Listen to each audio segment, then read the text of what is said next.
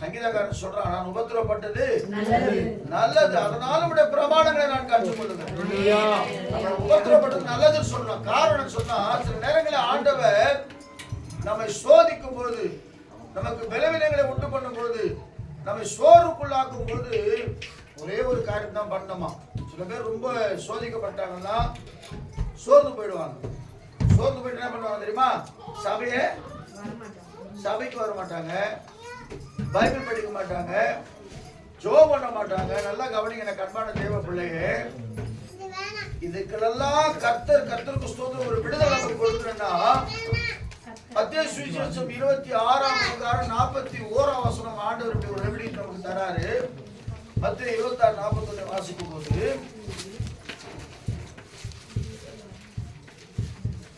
மத்தேயு 26:41 சோதனைக்கு உட்படாதபடிக்கு விழித்திருந்து ஜெபம் பண்ணுங்க. ஆமா, உங்க ஜெபத்தை ஒருபோதும் விட்டுடக்கூடாது. எவ்வளவுதான் சோர்வு வந்தாலும் சரி, பலவீனம் வந்தாலும் சரி, போராட்டம் வந்தாலும் சரி, பிரச்சனைகள் வந்தாலும் சரி, பாடுகள் வந்தாலும் சரி, வியாதி வந்தாலும் சரி, எது வந்தாலும் சரி, தேவ சமூகத்துல ரொட்டீனா ஜெபிக்கிற அந்த ஜெபம் மாத்திரம் நம்ம ஒருபோதும் விட்டு விடவே கூடாது. ஒரு நாள் வரும், கர்த்தர் நமக்கு நியமித்திருக்கிற அந்த நாளிலே பெரிய அற்புதங்களை செய்கிறவராய். நீ ஜெபிக்க கூடாது, நீ ஜெபித்து தேவ சமூகத்தில் ஆசீர்வாதங்களை பெற்றுக்கொள்ள கூடாதுன்னு நினைப்போம். அதனால்தான் பாருங்க, கர்த்தருக்கு ஸ்தோத்திரம். இரண்டாவது, நமக்கு சோர்வு வரும்போது ஒரு பயம் தானா வந்துடும். இல்லையா சொல்லுவோமா? சொல்லுவாங்களா, வியாதி வந்துச்சு என்ன ஆகுமோ ஏதாக பயப்பட. ஒன்றும் இல்லை, எலியாவை குறித்து நான் வாசிக்கும் போது 1 ராஜாக்கள் புஸ்தகத்துல வாசிக்கிறோம். தேவனுக்கு மகிமையுண்டாகட்டும். 18ஆம் அதிகாரம் 36ஆம் வசனத்துல வாசிக்கும் போது அவர் சொல்றார், 21 வசனம் வாசிங்களா, 21ஆம் வசனம், 36ஆம் வசனம், 39ஆம் வசனத்தை வாசிங்க. அப்பொழுது எலியா 18 அதிகாரமா? ஆமா, 18 21 வாசிங்களேன். அப்பொழுது எலியா சகல ஜனத்தண்டைக்கும் வந்து நீங்கள் எத்த மட்டும் 2 நினைவுகளால் குந்தி நடக்கிறீர்கள். அப்படின்னா என்ன அர்த்தம்? அப்படி எங்கேயும் போய் சேர முடியாது. இப்ப குந்தி போயின்னா நீங்க வீடு போய் சேரத்துக்கு 5 மணி நேரம் ஆயிடும். சாதாரண இடத்துக்குள்ள போயிடுவீங்க. அப்ப 2 நினைவு நமக்குள்ள இருக்குது. ஏன் நம்ம கர்த்தர் சோதிக்கிறாரு? நம்ம காரியம் நம்ம என்ன செய்யறோம்? சீர்தூக்கி பார்க்க மாட்டோம். ஏன் கர்த்தர் சோதிக்கிறாரு? ஏன் இந்த சோதனை வந்துச்சு? ஏன் இந்த போராட்டம் வந்து பாரு. எலியா பெரிய தீர்க்கதரிசி, வானத்திலிருந்து அக்கினியே அப்படி இருக்கிற அவர் சொல்றாரு. கொஞ்ச நேரத்துக்கு முன்னாடி சொல்றாரு, என்ன சொல்றாரு? நீங்கள் 2 நினைவுகளா ஏன் குந்தி நடக்கிறீர்கள்?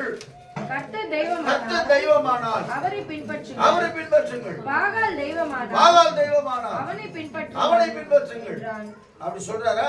ஜனங்கள் பிரதியுத்தரமாக 36 வாசிமா. அந்த பலி செலுத்தும் நேரத்திலே தீர்க்கதரிசியாகிய எலியா வந்து ஆபிரகாமுக்கும் ஈசாக்குக்கும் யாக்கோபுக்கும் தேவனாகிய கர்த்தாவே, இஸ்ரவேலில் நீர் தேவன் என்றும் நான் உம்முடைய ஊழியக்காரன் என்றும் நான் இந்த காரியங்களை எல்லாம் உம்முடைய வார்த்தையின்படி செய்தேன் என்றும் இன்றைக்கு விளங்க பண்ணும். நம்முடைய ஊழியக்காரன் தைரியமா எல்லா ஜனங்களுக்கும் முன்னாடி சொல்றாருல. கவனிங்க கண்பான தேவ பிள்ளையே, நம்ம எவ்வளவோ ஜெபிக்கலாம், எல்லாம் செய்யலாம். எல்லாருக்கும் ஒரு நேரத்தில் சோர்வுகள் வரும், சில நேரத்தில் என்ன வரும்? போராட்டங்கள் வரும், சில நேரத்தில் சோதனைகள் வரும். ஆனா ஆண்டவர் சொல்றார், சோதனையை சகிக்கிற மனுஷன் தான் பாக்கியவான் சொல்லி வேதம் சொல்லுகிறது.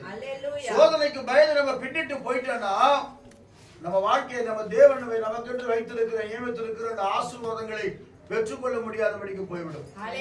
அதான் வேதம் சொல்லுகிறது. அந்த எலியா பாருங்க, அவ்வளவு தூரம் சொன்னவரு. கர்த்தருக்கு ஸ்தோத்திரம், தேவனுக்கு மகிமையுண்டாகட்டும். 19ஆம் அதிகாரத்துல நீங்க 1, 2, 3 வாசிக்கும் போது 4ஆம் வசனத்தை வாசிங்களே. எல்லாரும் தெரிஞ்ச விஷயம். வனாந்திரத்திலே ஒரு நாள் பிரயாணம் பண்ண யாருக்காக ஓடுறான்? எசபேல் ஸ்திரீக்காக. எசபேல் கேள்விப்படுறான். யார் அந்த எலியா? நம்ம தீர்க்கதரிசி என்ன செஞ்சிட்டாங்க? வெட்டி கொலை செஞ்சுட்டாடா. அவனை உடனே பிடிச்சு சாவடிங்க சொல்லி ஆட்கள இப்பதான் வீரமா பேசின ஒரு ஏரியா யாருக்கு முன்னாடி 450 பாகால் தீர்க்கதரிசியை வெட்டின ஒரு மனுஷன் சொன்ன உடனே பயந்து போயிட்டான். அவனை போய் புடிங்கன்னு சொன்ன உடனே பயந்து போய் ஒரு இடத்துல போய் உட்கார்ந்துட்டு சொல்றாரு, வாசிங்க கர்த்தருக்கு ஒரு சூரியச்செடியின் கீழ் உட்கார்ந்து சூரியச்செடியின் கீழ் உட்கார்ந்து நான் சாக வேண்டும் என்று கோரி நான் சாக வேண்டும் என்று சொல்லி போய் போதும் கர்த்தாவே என் ஆத்துமாவை எடுத்துக்கொள்ளும் நான் என் பிதாக்களை பார்க்கிறோம் நல்லவன் அல்ல என்று சொல்லி ஒரு சூரியச்செடியின் கீழ் படுத்துக்கொண்டு நித்திரை பண்ணினான். அல்லேலூயா சொல்லுவோமா? பாருங்க, கொஞ்ச நேரத்துக்கு உள்ள அவ்வளவு வைராக்கியமா நம்மளும் அப்படிதான் சில இடத்துல பயங்கரமா பேசுவோம். ஆனா மறுநாள் 10 நேரம் பழையது போல. நீங்க எப்பவுமே நான் யோசிப்பேன், சில நேரங்கள்ல ஊழியம் செய்யும் போது எந்த இடத்துல போய் பயங்கரமா பிரசங்கம் பண்ணி பிசாசுக்கு சசனம் துரத்துறோமோ மறுநாள் பார்த்தா ஒரு சோர்வு வந்துடும். அந்த சோர்வு வரவிடாதபடிக்கு ஒரே ஒரு காரியம் என்ன தெரியுங்களா? ஜெபம்தான். நீங்க சாப்பிடுறீங்களோ சாப்பிடலையோ, தூங்கலையோ என்ன பண்றீங்களோ தெரியாது. ஆனால் குறித்த நேரத்துல தேவனை தேடுகிற அந்த ஜெப ஆவி உங்களுக்குள்ள இருந்தா எப்பேற்பட்ட சோர்வை கர்த்தர் மாற்றி உங்களுக்கு ஜெயத்தை தருகிறவராய் இருக்கிறார். சொல்லுவோமா? விட்டுவிடவே கூடாது. மிகுந்த பலனுக்கு ஏதுவான தைரியத்தை எப்படி விடாது இருக்கிறோமோ அதே போல தேவ சமூகத்துல ஜெபிக்கிற ஜெபமானது நம்ம சோர்வுகளை எல்லாம் கர்த்தர் மாற்றும். ஏன்னா வேதம் சொல்லுகிறது பாருங்க, அப்பேற்பட்ட ஒரு காரியம் தான் வாசிக்கிறோம். கர்த்தருக்கு ஸ்தோத்திரம். ஏசாயா தீர்க்கதரிசி 40 அதிகாரத்துல சொல்றேன் இல்லையா, வாலிபர்கள் இடறி விழுவார்கள், இளைஞர்கள் இளைப்படைந்து சோர்ந்து போவார்கள், கர்த்தருக்கு காத்திருக்கிறவர்களோ அடைந்து. யாருன்னா எந்த சூழ்நிலை வந்தாலும் தேவ சமூகத்திலே கர்த்தருக்காய் காத்திருக்கிற பிள்ளைகளுக்கு ஒரு புதிய பலனை கர்த்தர் கொடுக்கிறவர். நிறைய பேர் உபத்திரத்தில் இருப்பீங்க, நிறைய பேர் சோதனை வந்திருக்கும், நிறைய பேருக்கு தொல்லைகள் இருக்கும், நிறைய பேருக்கு போராட்டம் இருக்கும், நிறைய பேர் சோர்வுக்குள்ளா இருப்பீங்க. ஆனா இன்னைக்கு ஆண்டவர் சொல்றார், அதன் மத்தியிலும் நீ கர்த்தரை தேடுகிற தேவ பிள்ளையா இருப்பாய் என்று சொன்னார். இன்றைக்கு ஒரு சிறை இருப்பை கர்த்தர் மாற்றுவார். சொல்லுவோமா? வேதம் சொல்லுகிறது 1 பேதுரு புஸ்தகத்துல 1ஆம் அதிகாரம் 5, 6, 7 வாசிக்கும் போது, கடைசி காலத்திலே வெளிப்பட ஆயத்தமாக்கப்பட்டிருக்கிற ரட்சிப்புக்கு ஏதுவாக விசுவாசத்தை கொண்டு தேவனுடைய பலத்தினாலே காக்கப்பட்ட உங்களுக்கு அந்த சுதந்திரம் பரலோகத்தில் வைக்கப்பட்டிருக்கிறது. இதிலே நீங்கள் மிகவும் சந்தோஷப்படுகிறீர்கள். என்றாலும் துன்பப்பட வேண்டியது அவசியமானதால் இப்பொழுது கொஞ்ச காலம் பலவிதமான சோதனைகளினாலே துக்கப்படுகிறீர்கள். அழிந்து போகிற பொன் அக்கினினாலே சோதிக்கப்படும். அதை பார்க்கிலும் அதிக விலையேற பெற்றதாய் இருக்கிற உங்கள் விசுவாசம் சோதிக்கப்பட்டு இயேசு கிறிஸ்து வெளிப்படும் போது உங்களுக்கு புகழ்ச்சியும் கனமும் மகிமையும் உண்டாக காணப்படும். சோதனை, சோர்வு, பலவீனம் உங்களுக்குள்ள இருக்குமானால் நீங்கள் ஜெபிக்கிற தேவ பிள்ளை இருந்தா ஒரு மகிமையான காரியத்தை கடைசி நாள்ல வெளிப்பட போகிற அந்த காரியத்திற்கு நீங்க ஆயத்தமா இருக்கு சொல்லி வேதம் சொல்லுகிறது. அதே 2 பேதுரு புத்தகம் 2ஆம் அதிகாரம் 9ஆம் வசனத்தை சொல்லும்போது கர்த்தருக்கு ஸ்தோத்திரம், கர்த்தர் தேவ பக்தி உள்ளவர்களை சோதனையை நின்று ரட்சிக்கவும். அப்ப என்னன்னா சோதனை வரும், நீதிமானுக்கு ஒரு துன்பங்கள் அநேகமா இருக்கும். ஆனாலும் என்ன உலகத்தில் உபத்திரவம் உண்டு, ஆனாலும் அப்படி என்ன அர்த்தம்? அதுக்கு ஒரு பதில் இருக்குது. உங்க வாழ்க்கை அப்படியே இருக்க போறது நல்லா கவனிங்க. பாஸ்டர்னா தெரியும், எங்க வீட்டுல நடக்கிற பிரச்சனை ஒரு நாள் நான் வேதனைப்படுறேன், நெருப்பு மேல நிக்கிற மாதிரி சொல்லுவாங்க. என்னது நெருப்பு மேல நிக்கிற மாதிரி இருந்துங்கிற பாஸ்டர் எங்களுக்கு தெரியும், உங்களுக்கு தெரியாது இல்ல, கர்த்தருக்கு தெரியும். ஒருவேளை எனக்கு தெரியாம இருக்கலாம், தேவன் எல்லாவற்றையும் அறிந்திருக்கிறவராக தேவனுக்கு எல்லாம் தெரியும். நீ படுகிற கத்து, ஏன்னா அதனாலதான் சொல்றாரு வெளிப்படுத்துற விசேஷத்துல கர்த்தருக்கு ஸ்தோத்திரம் 3ஆம் அதிகாரம் 10ஆம் வசனத்துல அவர் சொல்றாரு, தேவனுக்கு மகிமை உண்டாகட்டும், வெளிப்படுத்தல் 3:10 வாசிக்கும் போது என் பொறுமையை குறித்து சொல்லிய வசனத்தை அவன் நான் எவ்வளவு பொறுமையா இருந்தேன் என்பதை நீங்கள் அறிய வேண்டும் என்று சொல்லி கர்த்தர் சொல்றார். எவ்வளவு காரியத்தை பண்ணாங்கல்ல அவருக்கு. ஒண்ணு யாரு ஃபர்ஸ்ட் அவர் சோதனை பண்ணது? பிசாசு. அப்புறம் இயேசுநாதர் பட்ட உபத்திரவத்தை நாமெல்லாம் ஒரு நிமிஷம் பாட முடியாது. ஒருத்தன தலையில கொட்டுறான், காரி உழுறாங்க, நீதான் ராஜாவான்னு கேக்குறாங்க. எவ்வளவு மிராக்கிள் பண்றாரு, எவ்வளவு அற்புதங்கள் அதிசயங்களை செய்யறாரு. ஒவ்வொரு நாளும் பாடுகளை அவர் அனுபவித்து அவர் ஒரு நிமிஷம் தான் தேவன் என்பதை அந்த ஸ்பாட்ல நிரூபிச்சிட்டாருன்னா உலகம் அழிஞ்சு போயிருக்கும். சொல்லுவோமா? சொல்றார், என் பொறுமையை குறித்து சொல்லிய வசனத்தை நீ காத்துக்கொண்டபடினாலே பூமியில் குடியிருக்கிறவர்களை சோதிக்கும்படிக்கு பூச்சக்கரத்தின் மேலே வரப்போகிற சோதனை காலத்திற்கு தப்பும்படி நானும் உன்னை காப்பேன். அப்புறம் இதோ சீக்கிரமாய் வருகிறேன். ஒருவனும் உன் கிரீடத்தை எடுத்துக் கொள்ளாதபடிக்கு உனக்குள்ளதை பற்றிக்கொண்டு. அல்லேலூயா சொல்லுவோமா? நமக்குன்னு ஒரு விசுவாசத்தை கர்த்தர் கொடுத்திருக்கிறார். நமக்குன்னு ஒரு கிரீடத்தை கர்த்தர் கொடுத்திருக்கிறார். அது எந்த கிரீடம் தெரியல. வேதத்துல ஃபர்ஸ்ட் யாக்கோபு சொல்லிடுறார், சோதனை சகிக்கிற அவனுக்கு உத்தமன் என்று விளங்கின பின்பு என்ன கிரீடம்? ஜீவ கிரீடம் அங்க கொடுக்குறார். ஆனா ஒவ்வொரு கிரீடம் எத்தனையோ கிரீடங்கள், மாடாத கிரீடம். நீங்க வேதத்துல வாசிக்கலாம், கர்த்தருக்கு ஸ்தோத்திரம், மகிமையின் கிரீடம், இப்படி பல கிரீடங்கள். எந்த கிரீடம் நமக்காக வச்சுக்கிறாரு தெரியல. ஒவ்வொருத்தருக்கு ஒரு கிரீடம் காத்து கொண்டிருக்கு. சொல்லுவோமா? அதான் ஆண்டவர் சொல்றாரு, கர்த்தருக்கு ஸ்தோத்திரம், தேவனுக்கு மகிமை உண்டாகட்டும். அந்த வசனத்தை நீங்க வாசிக்கும் போது 2:2 திரும்ப வாசிங்க. 2:2 வாசிங்க. கர்த்தர் தேவ பக்தி உள்ளவர்களை சோதனை நின்று ரட்சிக்கவும் அக்கிரமக்காரரை ஆக்கினைக்குள்ளானவர்களாக நியாயத்தீர்ப்பு நாளுக்கு வைக்கவும் அறிந்திருக்கிறார். விசேஷமாக அசுத்த இச்சையோடு மாம்சத்திற்கு ஏற்றபடி நடந்து. நல்லா கவனிங்க, நீ கிறிஸ்தவனா இருந்தா கூட அசுத்த இச்சையோடு மாம்சத்துக்கு ஏற்றபடி நடக்கூடாது. அல்லேலூயா சொல்லுவோமா? நம்ம மாம்சம் என்ன சொல்லுதோ அதை நம்ம என்ன செய்றோம். சில நேரங்கள் ஆண்டவர் ஓரம் கட்டுறோம். ஆண்டவர் கொஞ்சம் வெயிட் பண்ணுங்க, எங்க மேட்டர் நான் முடிச்சுட்டு வந்துடுறோம் சொல்லிடுவோம். சொல்றேன் இல்லையா, சண்டை போடுங்க கூட, ஆண்டவரே ஒரு நிமிஷம் மன்னிச்சுங்க, நான் கெட்ட வார்த்தை பேச போறேன், அவர்கிட்ட பர்மிஷன் கேட்டுக்கணும். ஆண்டவரே ஒரு 5 நிமிஷம் வெயிட் பண்ணு. அதுக்கப்புறம் நான் பண்ணுவோம், திட்டிட்டு பிறகு எசப்பா என் வாய பரிசுத்தமாக்குங்க, நான் கெட்ட வார்த்தை பேசிட்டேன். அது பண்றதுதான் நம்ம தான். ஒரே 4 நாள் துதியும் சபித்தலும் வரக்கூடாது பைபிள். அல்லேலூயா சொல்லுமா?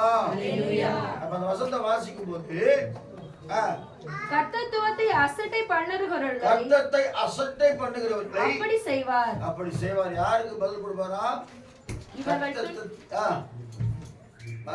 இவர்கள் துணிகரக்காரர், அகங்காரிகள், மகத்துவங்களை தூஷிக்க அஞ்சாதவர்கள். ஆமா, எவ்வளவுதான் சில பேர் அப்படியே நான் சீயோனுக்கு போயிடுவேன்னுவாங்க. எதுக்கு போயிடுவேன்? ஆனா பயப்பட மாட்டாங்க ஆண்டவர். நீங்க சொல்லுவோமா?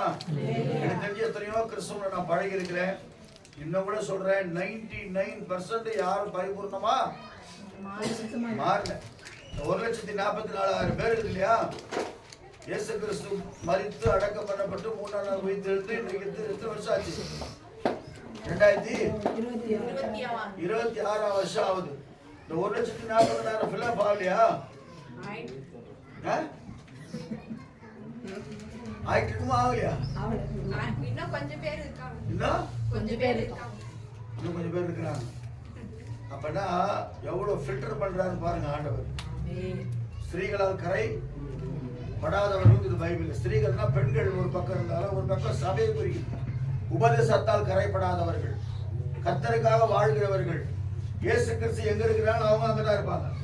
அதான் ஆண்டவர் சொல்றாரு, நான் எங்க இருக்கிறோனோ என் சீசன் அங்க இருப்பான். அப்ப இப்படியெல்லாம் ரொம்ப பரிசுத்தமா வாழ்கிறவர்களை தான் கர்த்தர் பரலோகம் அழைக்கும்படியே வருகிறார். அல்லேலூயா சொல்லுவோமா? அடிக்கடி சொல்ற காரியம். ஏன்னா வேதம் சொல்லுகிறது, கர்த்தருக்கு சோதனை. நீதிமானை கர்த்தர் சோதி தருகிறார். யாரு? நீதிமான். அப்ப என்ன அர்த்தம்? நமக்கு சோதனை வந்து நம்ம யாரு? நீதிமான். நம்மளே சொல்லி வேண்டியதுதான். ஹalleluya. என்னன்னு? நீதிமான். நான் இயேசு ரத்தத்தால கழுவப்பட்டவன். எந்த சோதனை வந்தாலும் சரி நான் கர்த்தருக்காக வைராக்கியமா இருப்பேன். யோபு சொல்ற ரொம்ப அழகா பாருங்க. யோபுக்கு சொல்லும்போது 19ஆம் அதிகாரம் 27ஆம் வசனத்தை வாசிங்க. 19:27. நான் இன்னும் கொஞ்ச நேரத்துல முடிச்சுடுவேன். அவரை நானே பார்ப்பேன். அவரை 19:20. அதேதான். என் மீட்பர் உயிரோடு என் மீட்பர் உயிரோடு இருக்கிறார் என்றும் அவர் கடைசி நாளில் பூமியின் மேல் நிற்பார் என்றும். எப்ப சொல்றாரு? யோபு எப்ப சொல்றாரு இந்த வார்த்தையை? உபத்திரவத்தின் மத்தியில சொல்றாரு. ஹalleluya சொல்லுவோமா? சந்தோஷமா இருக்கும் சொல்ல. எல்லாம் போயாச்சு, எல்லாம் அழிஞ்சு போச்சு. அவர் வாழ்க்கை எல்லாமே அழிஞ்சு போன பிறகு அவர் சொல்றாரு, என் மீட்பர் உயிரோடு இருக்கிறார் என்றும் கடைசி நாளில் பூமியின் மேல் நிற்பார் என்றும் நான் அறிந்திருக்கிறேன். இந்த என் தோல் முதலானவைகள் அழுகி போனாலும் நான் என் மாம்சத்திலிருந்து தேவனை பார்ப்பேன். அவரை நானே பார்ப்பேன். அந்நிய கண்கள் அல்ல, என் கண்களே அவரை காணும். இந்த வாஞ்சையால் என் உள்ளிந்திரியங்கள் எனக்குள் சோர்ந்து போகிறது. சொல்றார், நான் சோதித்த பின் நான் போற வழியை தேவன் அறிந்திருக்கிறார். பாத்தீங்களா? நினைச்சு பாருங்க. கர்த்தரே பிசாசு கிட்ட அவர் நீதிமான். அவன் பொல்லாப்புக்கு பயப்படுகிறவன், தேவனுக்கு பயப்படுகிறவன், அவன் நீதி செய்கிறவன். நீ சோதிச்சுக்கோ, ஆனா ஜீவன் மட்டும் செஞ்சுட்டு தொட உனக்கு அதிகாரம் இல்லைன்னு சொல்லி ஆண்டவர் சொல்றார். ஆனா சோதிக்க ஆரம்பிக்கிறான் பிசாசு. நல்லா கவனிங்க எனக்கு அன்பான தேவ பிள்ளையே. நம்மளா இருந்தா கர்த்தர் என்ன செய்வோம்? நம்மளுக்கே தெரியாது. கர்த்தருக்கு ஸ்தோத்திரம். அதுல சொல்லிடுறேன். நம்மளா இருந்தா என்ன செய்வோம்னு ஆன்னு பாக்குறீங்க. நம்மளா இருந்தா என்ன செய்வோம் நம்மளுக்கே தெரியாது. எல்லாமே போயாச்சு. ஒரு ஸ்பாட்ல காலி. எல்லாமே ஒரு 1 ஹவர்ல எல்லாமே அவுட், முடிஞ்சு போச்சு. கடைசியில சரீரத்துல வியாதி, கொப்பளங்கள் வந்து ஒரே அருவருப்பு, பார்க்க முடியாதபடிக்கு முகமெல்லாம் மாறி போச்சு. இவ்வளோ நீதி செய்த ஒரு மனுஷன் அப்ப அவர் என்ன சொல்லிருக்கணும்? இல்ல ஆண்டவரே நான் எப்படியெல்லாம் இருந்தேன், ஏன் இப்படி சொல்ல? அவர் வாய்களை பாவம் செய்ய பைபிள் அல்லையே சொல்லுவோமா? கண்மான தேவ பிள்ளை திரும்ப சொல்ற ஏன் இந்த வசனத்தை சொன்னார் ஆண்டவர்? இன்றைக்கு அநேக நேரத்தில் நம்ம நினைக்கிறோம், நம்ம ஜெபிக்கிறோம், நம்ம வேதவாசிக்கிறோம். அப்ப ஜெபிக்கிறோம் வேதவாசிகளுக்கே போராட்டம்னா ஜெபிக்காதவங்களுக்கும் வேதவாசிக்கும் எப்படி இருக்கும்? எங்க போவாங்க? சிரிக்கிறீங்க சொல்றோம் இல்லையா? ஜெபிக்கிற எங்களுக்கு அதனால ஜெபத்தை விட்டுலான்னு நினைப்பாங்க. சில பேர் ஜெபத்தை பேசி விடாதீங்க. உங்களை விடுதலை தான் பிசாசு சோதிக்கிறோம். சொந்தக்காரர்களுக்காக போவானு சொல்லிட்டாங்க சர்ச்சைக்கு, நான் போக மாட்டேன்னு விட்டுருவாங்க.